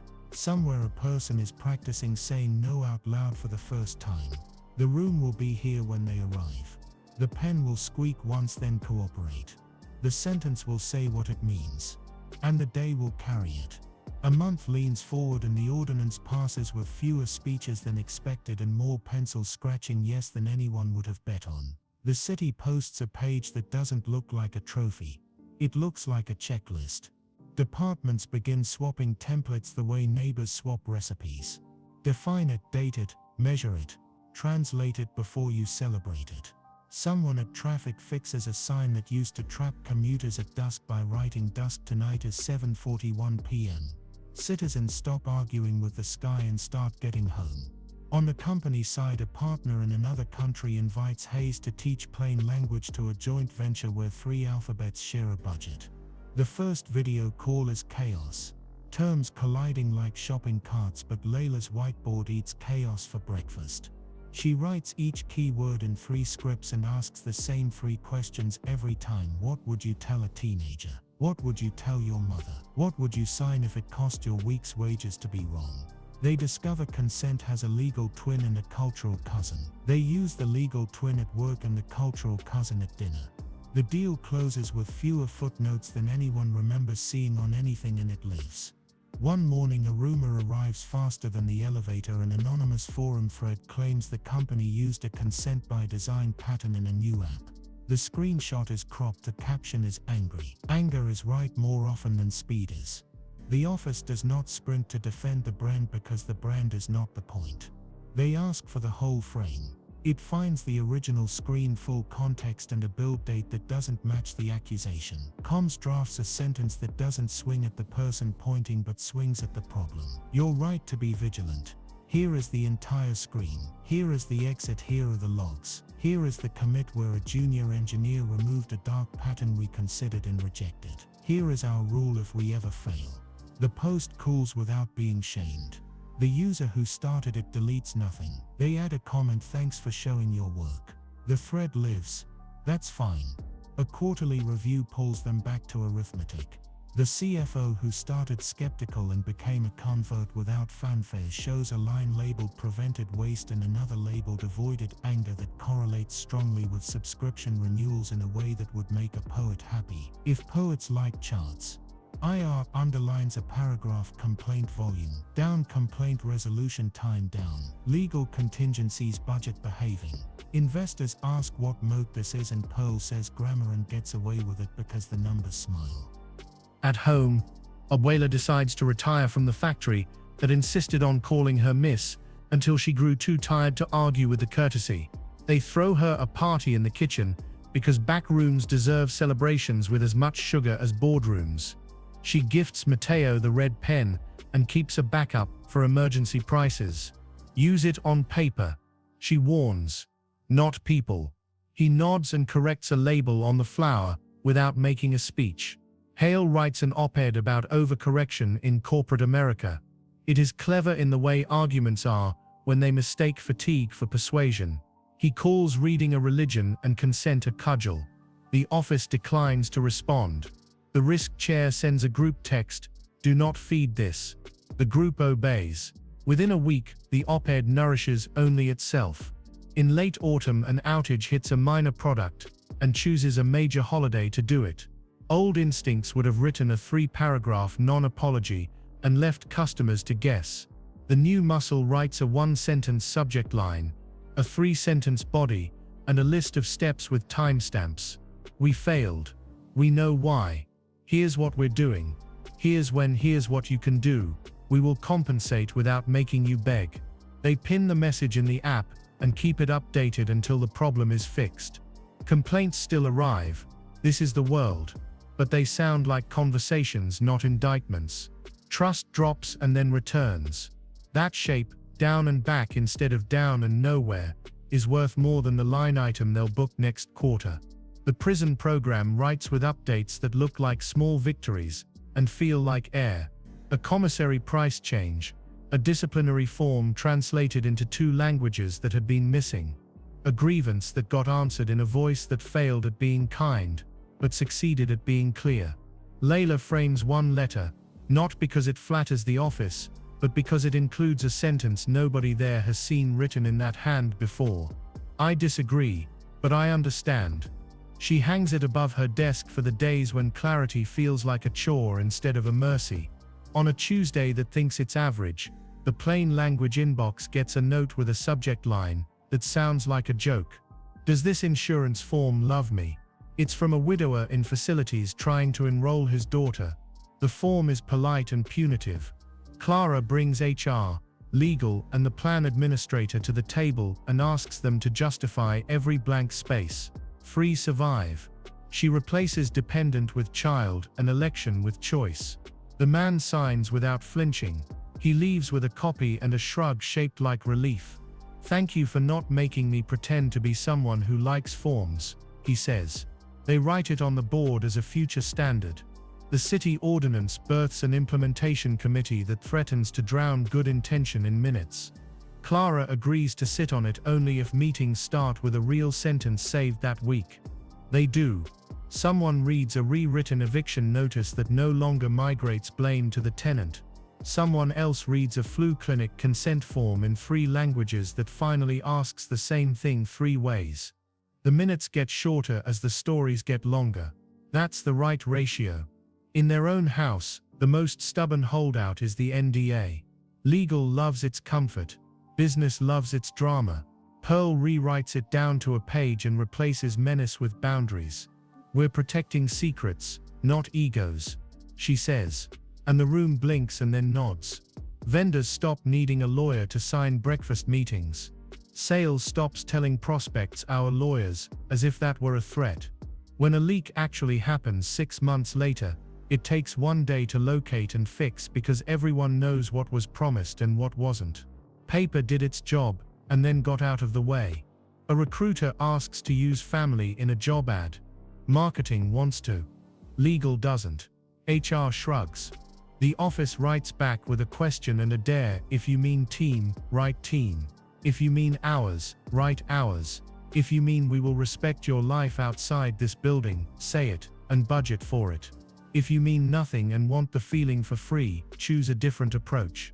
They choose team and 3 sentences that mean it: posted working hours, boundaries, overtime policy, flexibility definitions. Applicants thank them for saying the quiet part correctly.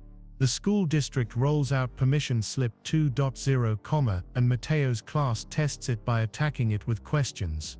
Does sign here mean I have to? If I don't, will I be punished? Can I change my mind? Will you care? The form survives. A little sweaty but intact. Miss Alvarez writes to the office that her students asked better questions because they saw adults do it on TV and at a library and in their own kitchen. The letter ends with a line Clara reads twice. Thank you for making curiosity feel like homework done early. Summer yields to something softer. The office runs a pilot at the clinic with explain backlines on forms where staff write what they just said and patients write what they heard. It makes some nurses roll their eyes, then makes their afternoons easier because fewer people leave confused. They keep it. In a debrief, a nurse says, I feel less tired when I stop pretending a nod equals understanding. They put that on a sticker. It travels. The activist fund appears at a quarterly with a different ask. Can we help another portfolio company not embarrass itself? Pearl negotiates a fee. The fee funds a second school's library night. Nobody feels dirty because the transaction is clean. Clara sends Layla and Nina and stays home with Abuela to watch a cooking show that argues about onions. Damien texts from a flight delayed by weather that looks like policy, opaque, stubborn, unavoidable. She texts back a picture of a pot and a caption, policy bowing to heat. There's a scare, a data breach at a partner. It isn't haze, but people don't care about borders when they're bleeding. The partner's draft is all phrases and no facts. Clara lends them the sentence skeleton: what happened when, what it means, what we are doing, what you should do, what we owe you, and helps them fill it with data instead of comfort. They send it. It lands. They take the blame they own and resist the blame they don't. The next week someone writes an article about crisis communication that suggests the most radical move is telling the truth quickly and precisely. The office prints it and writes under it, welcome. A Sunday morning walks in with quiet and brings a small ceremony the family didn't know they needed. Abuela announces she is retiring from being anyone's emergency contact but her own. She signs a plain language power of attorney form that she approves line by line, edits one clause, and scowls at 2 adjectives until they behave. She hands the pen to Clara with ceremony. Use this on strangers so you never need it on us. she says, and kisses both sides of Mateo's forehead without asking permission because consent has its limits. Dinner with the extended crew happens on folding tables in the atrium because the building earned it and because the office refuses to pretend culture lives only in the calendar. Tables are labeled like last year but with one new word: joy. People drift there without being told. Someone from compliance laughs at the right joke about from time to time and nobody records it for internal memos. The librarian brings a stack of card catalog forms and turns them into postcards that say "Ask the sentence what it's hiding." People write notes to future selves and stick them in their own desk drawers. There is a visit from a delegation of teachers assigned to create a civics curriculum that doesn't bore children into compliance. They sit on the floor around the loop like camp and ask hard questions about the line where asking becomes obstructing. The office draws the line where it always belongs: intent, harm, power. The teachers leave with exercises: rewrite your phone's terms of service with your grandmother. Translate a city sign into your home language and see what gets lost. Bring a policy from your school to class and grade it together. They send photos of chalkboards covered in laughter that learn to work. One late night, Damien stands in the boardroom with the lights off and the city doing its glassy river routine outside. He writes himself a small personal memo and leaves it under the photo on the tray where only a person who cares will find it. It has 3 lines. Stop apologizing for doing the obvious thing well. Pay for the boring work. Ask Clara before you think a sentence is finished. In the morning, Clara finds it, reads it, nods and slides it back where it belongs. Some accountability is better as a secret handshake. The year tilts again. People come and go, the office grows not in headcount but in reach, the loop keeps its shape, the heart keeps it square, the dictionary's spine softens under 100 hands. The best sign of success is a kind of invisibility. Departments start asking the first questions before they send the draft. The building's default tone lowers itself from impressive to human. Fewer emergencies dress up as emails. There is still failure, of course, because people are people. But it happens in daylight more often. On a random Tuesday, a vendor sends a contract with Evergreen crossed out and a note: "We decided sunset was good for us too." On a Thursday, a young parent emails the office to say a childcare form at work finally asked them what they needed instead of telling them what they get. On a Friday, a janitor in another company sends a photo of a laminated loop hanging in a supply closet 2,000 miles away. The caption reads, "Tell your Asha we have a roll of the good bags too." The message lands like a gift with no return address necessary. And on a night with no program and no plan, Clara walks past the whiteboard and sees a small addition underneath Joey, in a tidy hand she doesn't recognize yet. It says rest. She smiles and leaves it. Not every improvement needs a meeting. Not every meeting needs a paragraph. Sometimes the sentence that saves a day is one word taped where you can't ignore it. She turns out the light and the reflection in the glass does not look heroic, it looks awake. That finally is enough. The next morning the whiteboard still wears rest like a small instruction that turned into furniture overnight. No one claims it. Everyone honors it. Reading hour starts 15 minutes later and ends 5 minutes early, and somehow the work gets better inside that compressed frame. They add a line to the office's house rules: leave room for breath, and Nina prints it on a label and sticks it to the side of the mobile cart so it rides along with the tape and pens. Before lunch, design arrives with a proposal they swear is humane, an onboarding funnel that asks for 4 permissions in 2 screens because users hate friction. Layla asks what they mean by hate. The designer answers with a chart. Clara answers with a story: a man on a crowded bus with a cracked screen and 10 seconds before his stop. A woman at a hospital kiosk trying to hide her fear from her child while the machine offers a cheerful yes. A teenager in a school computer lab with the entire row watching. Design for the worst minute, she says, and the best will take care of itself. They split the 4 permissions into 4 choices, each with its exit. The conversion rate drops and then recovers, and the complaint line stops getting emails with the subject, "Why didn't you ask me?" Someone in design shrugs and says, "We're not magicians, we're hosts," and that becomes the beginning of a new style guide. In the afternoon, a regional partner proposes a marketing campaign that wants to borrow the loop. They want to paste definitions, conditions, survival on billboards and sell sincerity by the yard. Pearl's first instinct is to say no with Latin. Clara's is to write a license. The license is 1 page. Use the loop freely if you keep the words intact, don't pretend to have invented it, don't sell it as a product, and if you improve it, send the improvement back. It reads like a neighbor lending a ladder. The partner signs without theatrics, and a month later they send a photograph from a town 2 states away, a laminated loop taped in a break room above a microwave with a handwritten note, ask the sentence what it's hiding before you push start. It's silly and perfect. They pin the photo on the office corkboard where the awards would go if anyone cared to submit for them. The federal agency that regulates nearly everything sends an invitation that smells like varnish and pressure. Would Hayes co-chair a nationwide task force on plain language and consumer consent? Damien suggests Pearl and Clara alternate seats. Pearl refuses to be alternated. Clara refuses to be seated at all without translators. A nurse, a janitor, a librarian, and a public defender. The agency blinks, then says bring them. The first session happens in a conference room that looks like a long, expensive apology. The group debates reasonably related for an hour until the public defender draws a rectangle around the phrase and writes, related to what harm by when to whom.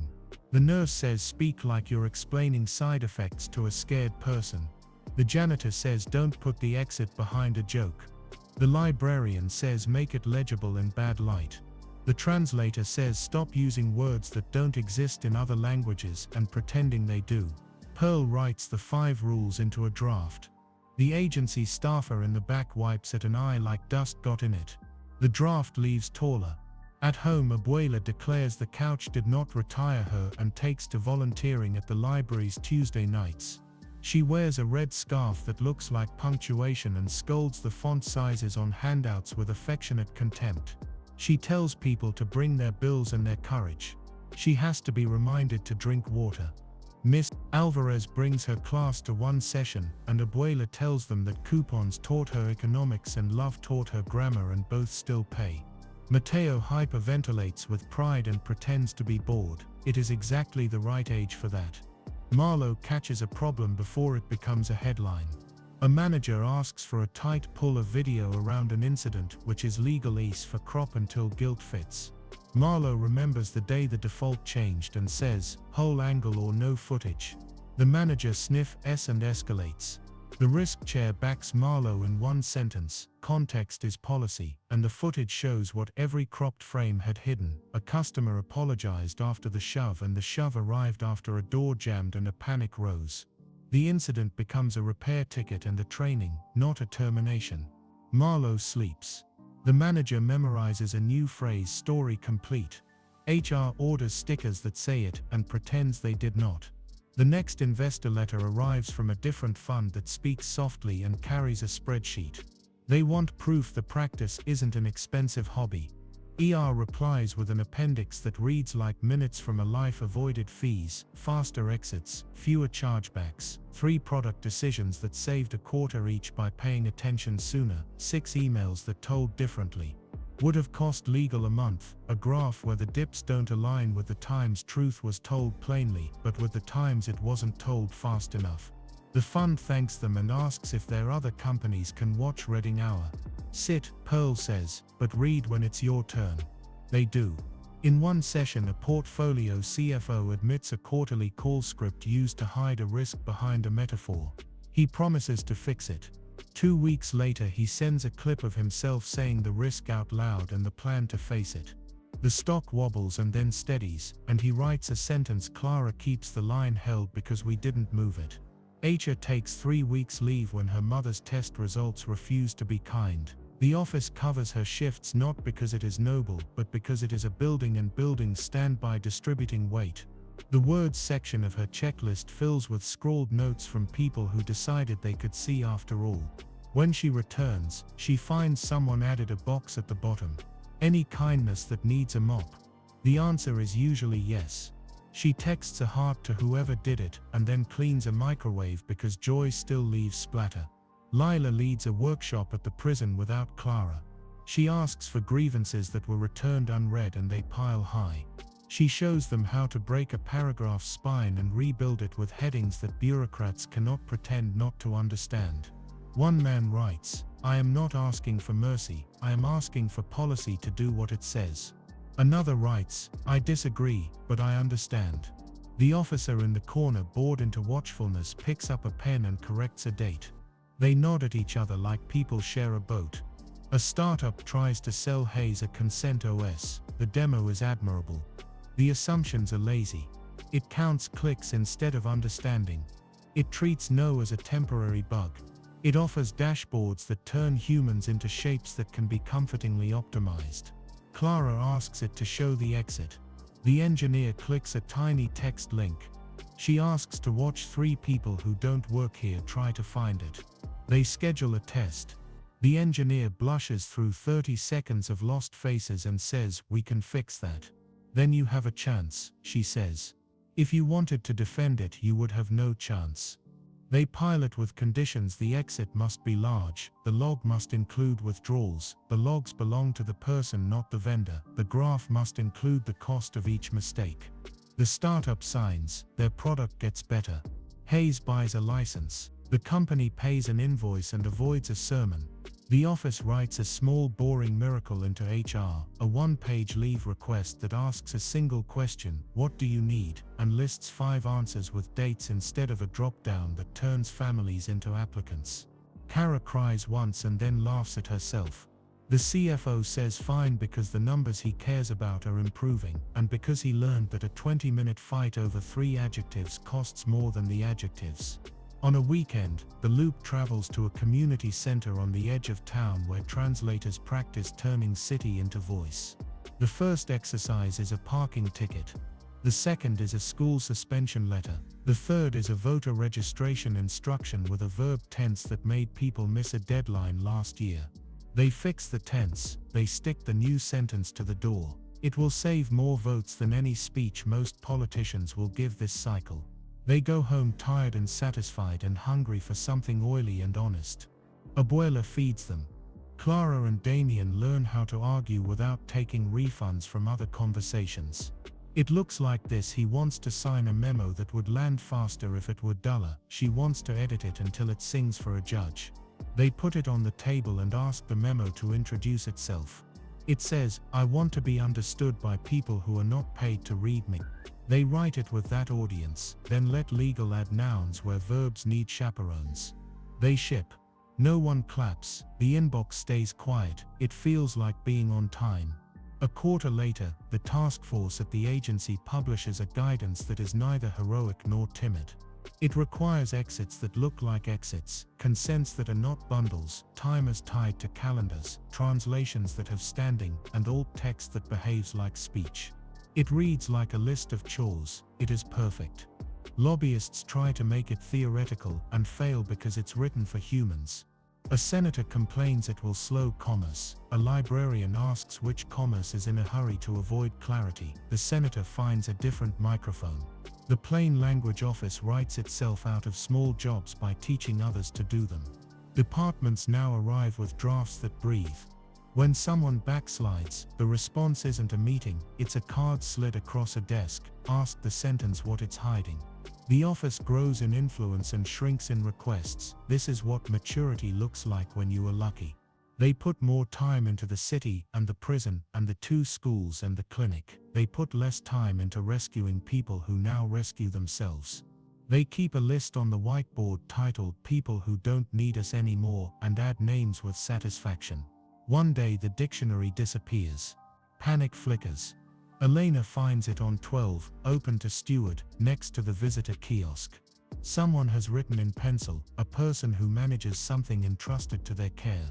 Someone else has drawn a small broom and a small pen, side by side without the crossout. Elena carries the book back upstairs like a baby that wandered into the hall and lived. She tapes a note inside, "Do not hoard, do borrow." The dictionary becomes a citizen. A rumor arrives that a feature team used a dark pattern in a test. The rumor is wrong and also helpful. It forces the team to write down their design principles and publish them to the intranet, where they will be tripped over by people about to reinvent the wrong wheel. Principle 1 reads consent decides design. 2 no means no without borders. 3 speed cannot borrow clarity's clothes. 4 exit isn't punishment. 5 logs belong to the person. The team chalks them on the wall and invites criticism. It arrives, they adjust. The chalk remains. Late in the year, a storm of the personal sort finally comes for Clara. She wakes with a weight she can't assign to any sentence and a room that feels 3 degrees to the left. A boiler is fine, Mateo is fine, work is work, but her bones argue for quiet.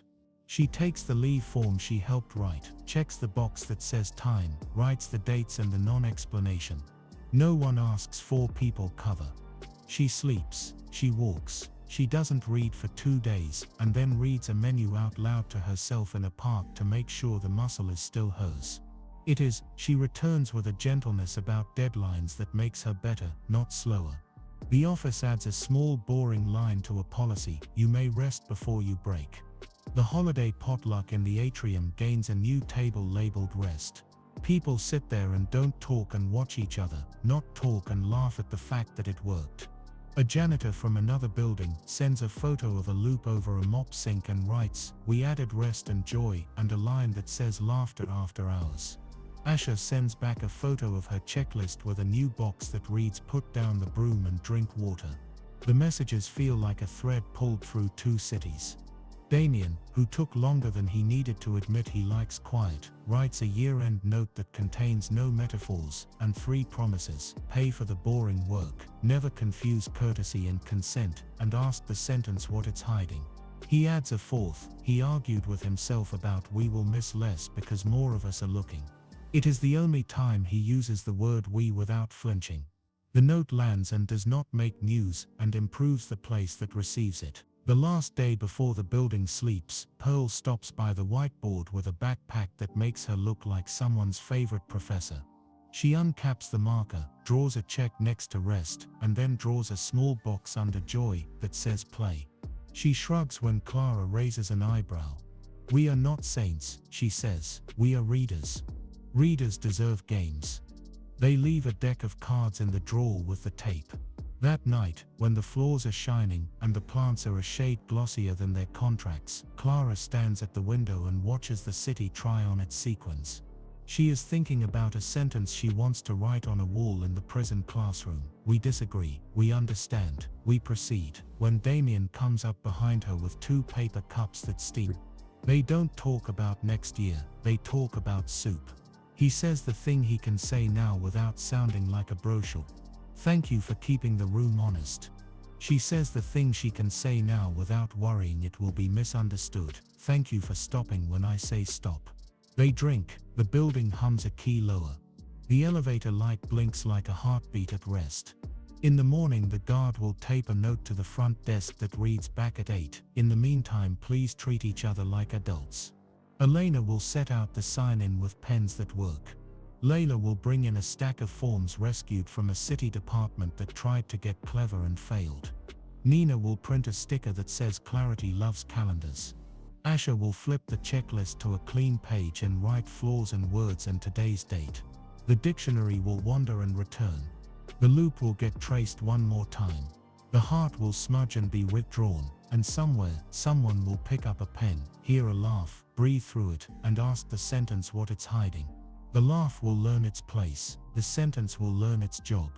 The day will agree, then the work will continue, because it is supposed to. Because it is small enough to do and large enough to matter. Because a company remembered its name, and a city learned a new rule and a family found an ordinary kind of love that doesn't ask for confetti. Because the room is better when everyone can read, and better still when everyone keeps reading. January slides in like a clean paper, and the building meets it with pencils sharpened and a calendar that doesn't pretend time will behave without help. The whiteboard, loop heart, truth, care, joy, rest, play, hold steady, a domestic constellation. Someone has tucked a small sprig of something green into the frame. Elena admits later it's fake because she wants hope that dusts easily. The first rumor of the year isn't corporate, it's political. An industry association files suit to stall the federal guidance that grew out of the task force. The complaint performs sophistication and argues that exits big enough to find will confuse consumers, that time-limited consent will burden commerce. It is polite in the way a knife can be polite when it has a napkin draped over it. The agency asks for amicus briefs written in language a person can read on a bus. Clara stares at the request like someone asked her to diagram a memory. Pearl tells her to write like she's writing to Abuela, Layla adds, and to the night librarian. They split the work into lungs, one breath for harms, one for fixes, one for the arithmetic that respects rent.